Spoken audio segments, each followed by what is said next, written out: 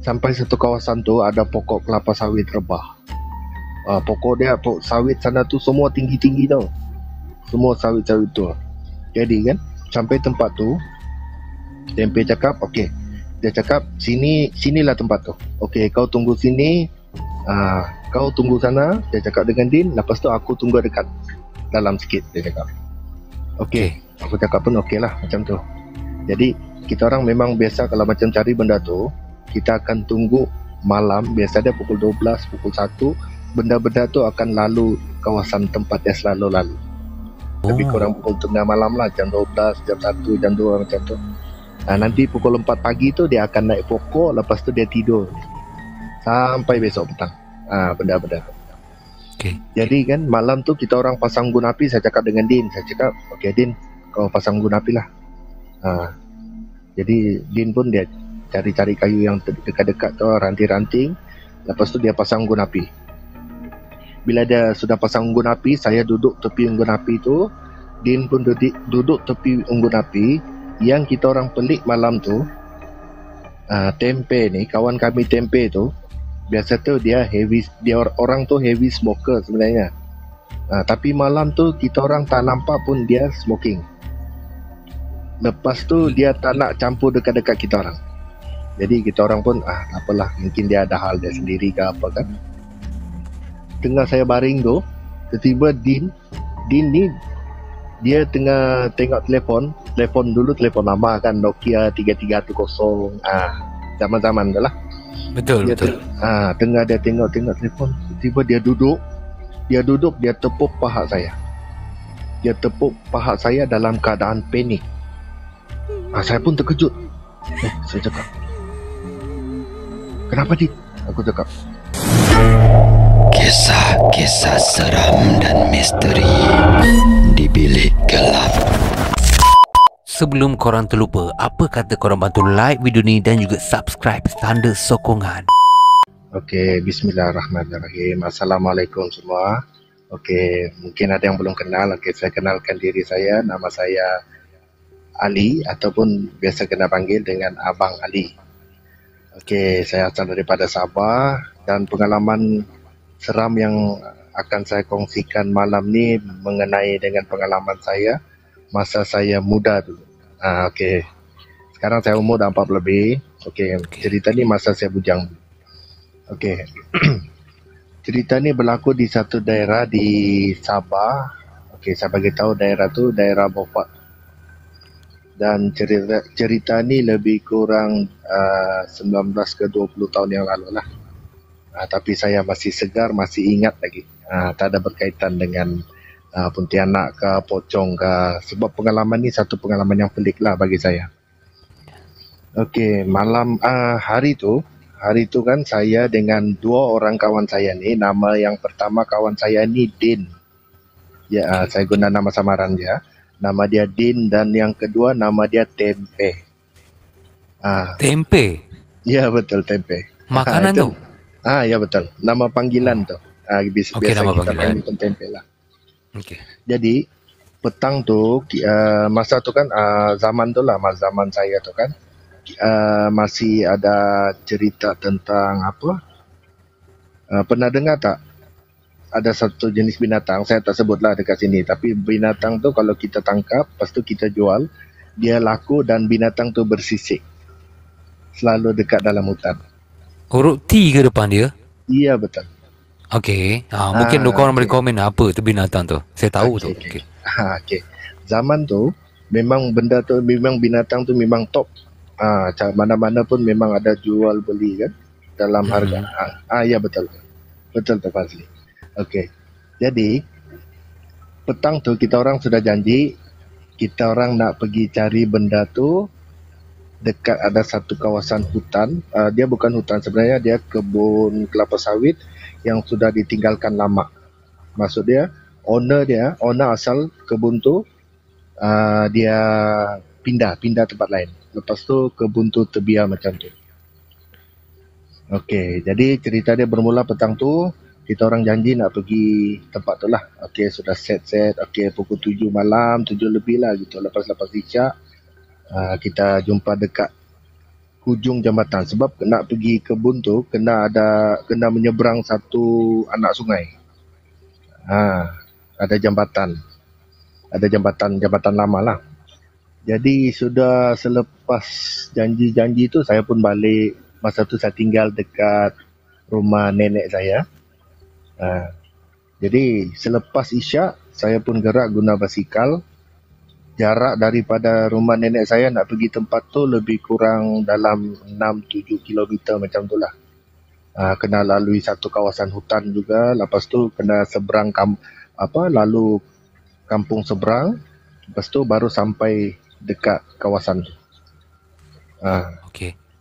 Okey. Jadi selepas isyak tu saya mula gerak guna basikal mountain tak ada gear, dengan lampu solo lah. Okey. Lepas saya sampai dekat kawasan tu, saya tengok saya orang yang pertama sampai malam tu. Okey. So saya menyeberang jambatan papan tu, sampai dekat seberang dia ada satu rumah lama, rumah yang sudah kosong, yang memang sudah ditinggalkan lah lama. Dekat bawah rumah tu ada satu pelanta macam tempat stay lah, tempat lepak ke apa kan. Saya duduk dekat situ, saya tunggu kawan 2 orang ni, Din dengan Tempe. Jadi sekitar 7.30 dekat jam 8 tu, tak lama Din sampai dengan basikal dia. Bila Din sampai, dia tegur saya, dia bagi salam lah. Assalamualaikum, saya pun jawab lah, Waalaikumsalam. So kita orang pun dia pun basikal dia dekat basikal saya, tepi rumah tu. Lepas tu saya tanya dia, ada nampak tak Tempe? Tak tahu, dia bilang, tak jumpa. Tak apalah, kita tunggulah. So tengah kita tunggu tu, sedang kita tunggu Tempe datang tu, tiba-tiba saya dengar macam ada orang berjalan daripada arah dalam hutan tu. Arah daripada dalam hutan tu, saya cakap, takkan ada orang yang sudah duluan pergi cari ke apa, dalam fikiran saya lah. Mungkin ada orang duluan sudah datang situ pergi cari binatang tu kan. Jadi kan saya pun ambil lampu sulu, saya hidupkan lampu sulu, saya tengok, saya nampak Tempe, kawan kami tu, datang berjalan menuju ke arah kami.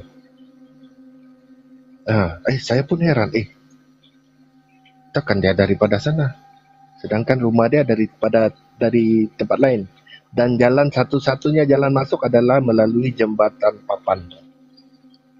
Memang tu je laluan dia? Memang tu je, one way in, one way out, memang itu jalan.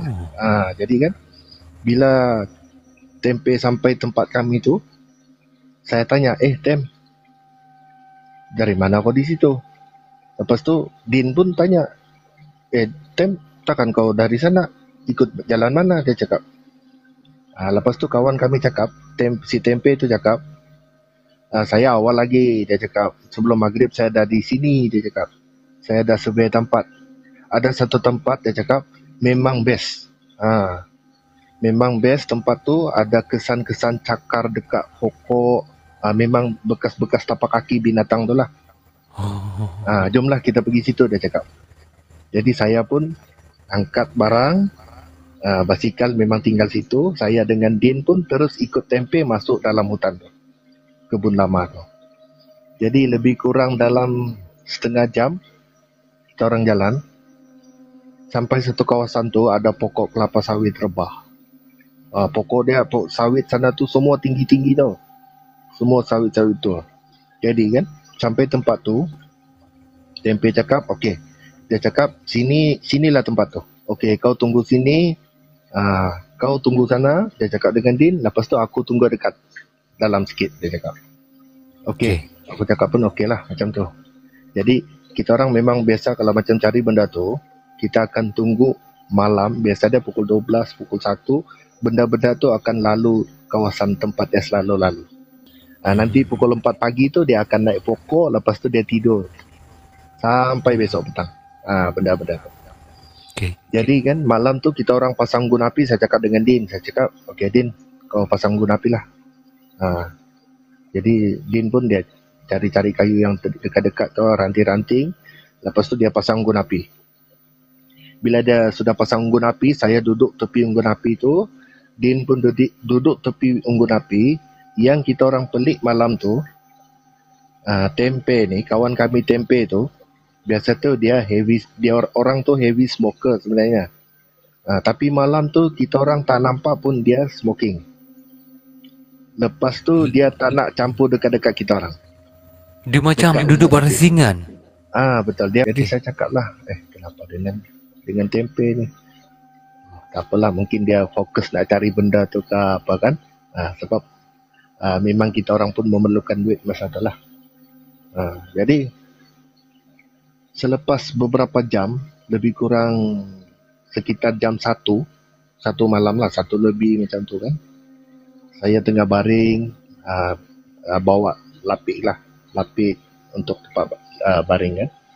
Din baring dekat unggun api juga. Lepas tu Tempe dia duduk dekat satu pokok, dekat pokok yang rebah tu, pokok sawit yang rebah. Lepas tu dia menyandar, tangan dia letak dekat atas perut. Kedua tapak tangan dia letak bertindih macam kalau macam betul. Ya betul. Macam bersemayam. Dia duduk, dia menyandar dekat pokok rebah tu. Jadi kita orang pun tak apalah, mungkin dia ada hal dia sendiri ke apa kan. Tengah saya baring tu, tiba-tiba Din ni dia tengah tengok telefon dulu, telefon lama kan, Nokia 3310. Zaman-zaman dah lah. Betul. Tengah dia tengok telefon, tiba-tiba dia duduk, dia tepuk paha saya. Dia tepuk paha saya dalam keadaan panik. Saya pun terkejut. Saya cakap, kenapa Din? Aku cakap, ada kau dengar ke apa kah? Tak, jangan kau duduk sini, dia cakap. Bila saya duduk, dia bagi tengok handphone dekat tangan dia tu. Dia cakap, kau baca ni, dia cakap. Bila saya tengok, saya nampak message daripada kawan kami tu, si Tempe. Dia cakap di situ, sorry geng, saya tidak dapat join kamu, saya demam. Dia cakap macam tu. Habis tu siapa yang duduk dekat belakang kami, dekat pokok tu, saya kepala dah kembang macam tangki dah, saya rasa kembang. dengan Tempe, dengan Din terus duduk tepi saya mengimpit, dia pegang baju saya, dia cakap, siapa di belakang, dia cakap ulang-ulang, dia cakap, saya cakap saya tak tahu, saya cakap. Jadi lepas tu kita orang berdiri, tangkap beg. Lepas tu kita orang jalan nak tinggalkan unggun api tu. Tapi saya cakap, mungkin Tempe juga yang betul, Tempe tu mungkin dia masa tu dia message tu, mungkin dia rasa sakit, tapi dia tak jadi, dia jadi datang juga. Saya cakap, saya keluarkan lampu suluh, saya suluh dekat tempat Tempe duduk tadi. Yang bersandar tu? Betul. Saya just nampak kain buruk, baju buruk dengan seluar buruk. Muka tak nampak? Tak ada orang ke apa ke jasad, tak nampak. Just nampak kain baju dengan seluar buruk dekat situ. Saya pun dah, subhanallah, saya cakap, meremang tu. Saya cakap dengan Din, okey, kita balik. Saya cakap, malam ni bukan malam kita, saya cakap, kita kena balik. Jadi kita orang terus jalan. Saya cakap dengan Din, kau bacalah apa-apa yang kau ingat. Tapi yang saya dengar sepanjang jalan, dia just cakap Bismillah. Itu je yang dia ingat. Tak tahu lah, mungkin sebab panik ke apa. Alhamdulillah, you main panik bang. Kalau saya ke tempat abang, kalau saya jadi Din tu, ke depan dah. Jadi kita orang jalan. Bila sudah lebih kurang dekat nak sampai rumah buruk tempat pertemuan kita tadi tu, saya dengar daripada belakang macam bunyi kuda. Bunyi kuda tengah berlari. Bunyi kuda tengah berlari, macam dia kejar kita orang. Ya Allah, saya cakap, Din, lari. Kita kena lari, saya cakap. Kita orang pun lari. Dalam fikiran saya, sebab saya ingat pesan arwah nenek saya, dia cakap, kalau kita kena kejar benda-benda halus ke apa, kalau kita seberang sungai, benda tu tak akan dapat kejar. Macam tu. Jadi saya ingat kita kena seberang jambatan tu malam tu. Kita orang berlari, limpas rumah tu, basikal pun dah tak ingat dah, kita orang lari seberang jambatan tu. Bila sudah lepas seberang jambatan tu, lepas tu saya cakap, Din, nanti besok pagi baru kita datang ambil, saya cakap, basikal tu. Kita balik, saya cakap. Jadi selepas jambatan tu kan dia jambatan lama, dia papan, ada yang sudah terbuka sikit ke. Terbuka. Gitu. Terbuka begitu kan. Jadi bila kita pijak dia akan berbunyi. Dia akan berbunyi kayu-kayu tu kan. Okey. Jadi kan bila selepas kami seberang sungai, saya rasa macam ada lega sikit lah sebab saya ingat pesan nenek saya tu kan, arwah nenek saya. Okey, saya cakap kita balik terus. Bila kita orang jalan sudah daripada jambatan tu, kita dah tak berlari, kita just jalan. Tapi Din dia masih pegang baju saya, dia tak lepas. Lebih kurang berapa 2-30 langkah macam tu. Kita orang dengar bunyi jambatan tu macam ada orang berlari menyeberang. Ya Allah, daripada agak belakang. Dekat belakang. Aduh. Allahu Akbar, Din, kita kena lari, Din. Kita cakap. Lepas tu saya dengan Din pun sambil berlari, sambil pegang-pegang baju ni. Lari pun dah tak berapa nak center. Kita orang lari sampai satu kawasan dekat, ada satu simpang 3. Okey, simpang 3 tu kalau belok kiri pergi kampung sebelah, belok kanan pergi kampung saya. Malam tu. Jadi dekat simpang tu memang ada masa kita lalu yang masa siang tu yang saya lalu tu jam 7 tu, lebih kurang jam 7 saya lalu, memang ada rumah dekat situ. Jadi bila kita sampai dekat rumah tu, saya tengok ada orang, laki perempuan, suami isteri lah, tengah duduk dekat bawah. Si suami tu tengah sabit Pisau. Pisau sabit untuk ambil buah sabit. Kegunaan sawit punya lah, okey. Ya betul. Jadi yang si isteri dia tu saya tengok just duduk. Jadi saya cakap dengan Din, kita singgah sini, cakap, sebab rumah jauh, kita kena seberang hutan lagi ni. Kalau boleh kita tumpang sini, tunggu sampai pagi, lepas tu baru kita pergi ambil basikal, baru kita balik, saya cakap. Itu pukul berapa bang? Agak bang? Agak-agak. Lebih kurang pukul 2 lebih lah. Macam tu. 2 pagi je. Pukul 2 pagi. Jadi kita orang bagi salam. Lepas tu yang si laki tu, si suami tu, dia cakap, dia sambutlah salam, dia sambut salam. Lepas tu sini dia cakap, kenapa kamu dari mana? Jadi saya sebutlah, saya cakap kami daripada ni tempat tu, kebun tu. Kebun tu kami, kenapa kamu lari? Dia cakap, kami ceritalah yang ada benda gini-gini, kami kena kejar apa semua macam tu kan. Terus dia cakap, kalau macam tu, dia bilang, kamu stay di sini, tunggu hari cerah. Tunggu sudah hari cerah, matahari naik, baru korang pergi ambil basikal, baru korang balik. Sebab tempat tu memang keras, dia cakap. Jadi saya pun, okeylah, Alhamdulillah, orang tu pun bagi peluang kita berehat dekat situ kan. Jadi dia cakap, okey, kalau nak tidur, boleh tidur dekat bawah kolong. Sebab bawah kolong dia tu tinggi. Lepas tu dia, memang orang sana kan, biasa bikin rumah, darang dekat bawah, darang akan buat satu pelantar tempat duduk. Jadi kan, okey, kalau nak rehat-rehat dekat sini. Jadi saya cakap, ya, kalau mau di atas pun boleh, dia cakap. Tapi saya cakap, tak apalah bang, kita orang duduk dekat bawah saya sini. Jadi, sudah sekitar jam 3 macam tu, yang si suami tu naik, isteri dia memang sudah naik awal. Lepas tu si suami naik, lepas tu dia pesan, kalau macam korang ada perlu apa-apa, korang ketuk saya pintu. Saya dekat atas, dia cakap. Jadi saya cakap dengan Din, okey Din, kita rehat sini, tidur. Penat ni, mengantuk. Sebab berlari tadi. Jadi kan, kita orang pun just alaskan guna beg tu untuk buat bantal. Jadi Din pun dia terus baring, mengiring membelakang saya pun terus baring tepi dia. Rasa penat, mengantuk tu semua ada kan. Lepas tu kita orang tertidur. Tapi yang mengherankan, ini kisah benar, kalau saya cerita, saya kongsikan sebab memang saya mengalami sendirilah. Yang pelik, yang sangat-sangat pelik bagi saya. Pagi tu Din tepuk paha saya sekali lagi. Kejutkan saya. Dia cakap, Li, bangun Li. Li, bangun Li. Allahu Akbar, Allahu Akbar. Li, bangun Li. Dia cakap. Saya dalam keadaan mamai-mamai itu bangun. Saya duduk. Saya tengok langit cerah. Sudah lebih kurang pukul 7.30 macam tu. Okey.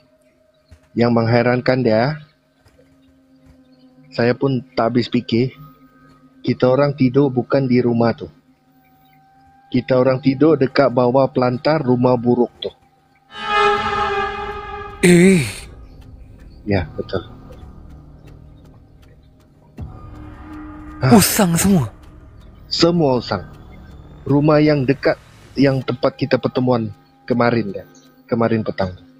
Aduh, ya Allah. Dekat situ. Saya cakap Allah Akbar, Allah Akbar. Saya cakap macam tu. Din, saya cakap, kita ambil basikal balik. Saya cakap. Saya berdiri, saya tengok basikal masih ada lagi tepi rumah buruk tu. Saya ambil, saya surung. Lepas tu Din pun follow belakang. Kita orang seberang. Lepas tu Din cakap, nanti petang lepas asar macam tu, saya akan pergi rumah. Kita akan cerita, saya cakap. Lepas tu saya pun balik ke rumah nenek saya. Din balik rumah dia. Lepas sampai dekat rumah, nenek saya dia tegur. Kau pergi mana semalam? Dia cakap. Alah nek, saya pergi cari binatang tu. Jadi ada dapat? Dah ada rezeki, saya cakap. Jadi, rehatlah, dia cakap. Pergi mandi. Lepas mandi apa semua, saya makan, saya rehat, saya tidur. Lepas tu petang tu, nenek saya kejutkan saya, dia cakap, kawan kau datang. Jadi bila saya keluar, saya nampak Din dengan tempe dah ada dekat tepi rumah. Dekat tepi rumah tu dia ada satu pondok. Dekat pondok dia orang duduk dekat pondok tu. Jadi pondok tu memang nenek saya yang dirikan lah. Untuk tempat rehat-rehat santai petang kan. Saya duduk dekat situ. Tempe terus dia tegur. Dia cakap, apa pengalaman kamu semalam? Dia cakap. Jadi, kenapa? Saya cakap. Din dah cerita. Tapi saya mau dengar dari kau. Dia cakap. Cuba kau cerita leh. Jadi saya pun ceritalah dari awal pertemuan. Sampailah kita orang perasan yang message tu. Tengah malam baru Din tu buka message tu. Jadi kan tengah kita asyik cerita sambil rasa blur sangat. Nenek saya keluar. Dia hidang air. Lepas tu dia cakap, kau orang pergi Kesuguyan ke? Kesuguyan tu sebenarnya tempat kawasan tu. Disebut sebagai Kesuguyan. Ke apa bang? Kesuguyan. Kesuguyan lah. Yan. Ya, okay. Betul. Kesuguyan. Korang semalam pergi Kesuguyan ke? Saya cakap, iya nek. Kami pergi sana. Apa kamu jumpa? Dia cakap. Kami tidak jumpa apa-apa. Kami just ada pengalaman seram lah. Itulah lain kali tanya dulu, dia cakap. Sebab benda tu kami pun tidak tahu, tidak pernah masuk tempat tu. Tempat tu keras, dia cakap. Dulu ada sepasang suami isteri orang asing yang kerja dekat kebun sawit tu. Satu hari kawan dia datang tumpang kerja dekat situ. Jadi kan sudah berapa lama, dia cakap, nenek saya cerita balik lah. Yang orang asing tu, dia isteri orang asing tu selingkuh dengan kawan dia. Astaghfirullahaladzim. Selingkuh dengan kawan dia. Lepas tu dia kedapatan, maksudnya dia kantoi lah. Dia kantoi kan. Lepas tu dia bunuh kawan dia tu. Dia bunuh kawan dia, dia bunuh isteri dia. Lepas tu dia lari, tapi dia jumpa dengan orang kampung, dia cakap dengan orang kampung, saya dah bunuh kawan saya dah bunuh isteri saya, dia cakap. Dia serah diri. Jadi bila dia kena soal siasat, dia kena bagi tahulah. Okey, saya bunuh sebab ini apa, selingkuh dengan isteri saya, dia cakap macam tu. So tak tahulah, kes tu dah memang lama, dalam tahun 80-an lah macam tu. Jadi lain kali dia cakap, kalau korang nak pergi mana-mana kena tanya. Sebab banyak tempat-tempat di kawasan, especially kawasan kampung nenek saya tu, macam-macam cerita. Ada yang cerita macam tu, ada yang cerita lagi dia bunuh anak dia, lepas tu dia kubur dekat pokok durian. Itu pun ada pengalaman juga. Tapi insyaAllah saya akan cerita lain kali lah. Betul-betul rare lah cerita abang catfish ni. Itu pengalaman saya lah. Dia kena bertimpa-timpa tu. Zaman dulu yelah kita SMS kan. Betul. Tapi yang tepe tu cakap dia tak dapat datang tu kan. Dia tak dapat datang. Tapi message tu baru dibuka tengah malam. Tak perasan ada message masuk. Macam tu.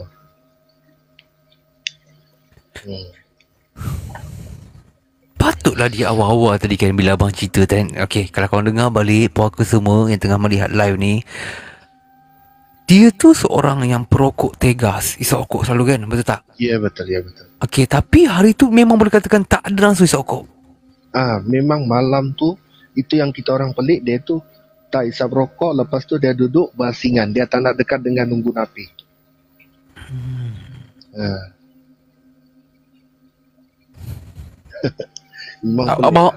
Abang okay, just tanya lah bang. Abang ingat lagi agak-agak color apa baju dia pakai tu? Abang ingat tak lagi agak-agak? Color kelabu, lepas tu seluar jeans. Dia macam t-shirt ada collar, lepas tu baju t-shirt kelabu ada collar, lepas tu seluar jeans. Seluar jeans hitam. Memang jelas lah, sebab pengalaman tu memang saya pun sampai sekarang saya tak habis fikir. Satu, benda tu yang muka macam kawan kita orang. Kedua, yang kita tidur tu tahu-tahu sedar dekat rumah usang tu. Itu rumah usang yang abang mula-mula tu abang kan? Kemarin tu kan? Ya, sebenarnya rumah tu adalah rumah tempat orang asing, yang cerita nenek saya yang orang asing tinggal tu. Dia bunuh dekat rumah tu. Dia bunuh kawan dia bunuh isteri dia dekat situ. Dan cerita abang ni dah berapa puluh tahun tadi abang? Lebih kurang 20 tahun. 20 tahun. Saya sekarang dah 40 lebih lah. 43. Lepas tu cerita tu lebih kurang umur saya baru 20, 21 macam. Masih bujang lah. Okey. Okey, bila kita cerita balik pasal yang awal, okey, pukul 2 pagi lebih kita nampak seorang pakcik ataupun abang tengah mengasah sabit, betul tak? Ya, betul. Dan kita nampak juga wife dekat sebelah. Dan dia pun dalam keadaan yang baik. Dia pun pelawa abang juga kan, kawan-kawan dengan Din, betul tak? Pelawa, duduklah kat bawah ni, dekat bawah kolong ni. Dia pun pelawa. Kalau ada apa-apa hal, beritahu kat dia. Tak ada pun benda yang menakutkan abang kan? Tak ada. Sebab saya sampai dekat rumah tu, kita orang sampai dekat rumah tu, saya bagi salam. Dia jawab salam tau. Saya bagi salam, Assalamualaikum. Dia jawab Waalaikumsalam. So di sana kita tidak ada rasa macam ragu ke apakah. Kita memang fikirlah orang macam tu. Pemakaian pun sama je bang kan? Pemakaian sama lah macam orang biasa. Okey, alang-alang tu saya nak tanya. Okey. Yes, bila kita dan benda yang abang nak dapat binatang tu, sebenarnya kalau kita jual ikut kilo tu kan, abang kan? Ya, betul. Ya. Mahal weh. Okey, untuk korang semua, sebenarnya dekat kampung-kampung Iwan tak faham pun, kalau jumpa binatang, okey kita sebut je lah okey. Tenggiling tu mahal tau. Jadi sebab tu ramai orang nak tangkap, nak jual. Tapi benda tu sekarang dah memang tak boleh dah. Benda tu tangkap tu memang adalah satu kesalahan. Okey, dia semakin pupus dah. Dulu Iwan selalu nampak tenggiling tu lintas jalan. Sekarang Iwan dah tak jumpa dah. 1 kilo RM90 kata dia. Kalau zaman saya tu 1 kilo baru RM30. Tapi benda yang kita jumpa tu kan selalu besar-besar. Yelah. Ya. Betul. Saya dengar tadi abang sebut tadi cerita pasal apa bang? Last nanti abang akan kongsikan tadi. Cerita tu pasal yang di apa kena kubur. Dia Okey. bunuh anak dia, lepas tu dia kubur dekat durian, pokok durian. Dekat pokok durian. Okey, kalau korang nak dengar nanti insya-Allah abang Ali kita atau abang Catfish akan kongsikan. So, abang, apa pengajaran abang untuk cerita abang kali ni, bang? Okey, pengajaran saya satu, kalau korang ada nak pergi mana-mana, masuk hutan ke, pergi mancing ke, nak pergi laut ke, okey, dengan kawan-kawan, kalau boleh jangan berjanji. Seboleh-bolehnya just insyaAllah. Sebab insyaAllah tu lebih baik daripada janji lah. Jadi jangan berjanji. Sebab apa? Bukan apalah. Kadang kan kita tidak tahu masa depan, kadang 2-3 jam begitu, tahu-tahu kawan satu sakit. Jadi tengah kita berjanji tu, mungkin ada benda-benda halus ke apakah yang sekitar kita yang kita tidak nampak. Dia dengar, lepas tu satu kawan tak dapat pergi, dia akan ganti tempat tu. Macam tu. Itulah. Dan satu lagi, nak pergi satu kawasan tu yang tak pernah kita pergi, kita kena tanyalah dengan orang sekeliling macam mana. Itu pesanan saya lah. Betul. Itu dia pesanan abang Catfish. Tapi apa abang sampaikan ni betul, bang. Jangan berjanji sangat kan. Takut benda lain yang menyerupai. Betul. Sebab kes-kes tu banyak berlaku. Kawan saya, bapa saya sendiri pernah mengalami. Gitu. Saya okey, untuk siapa yang pernah mengikuti Bilik Gelap Official, sebenarnya untuk BGO kita jarang dapat cerita dari Borneo, bang. Okay, betul, bang.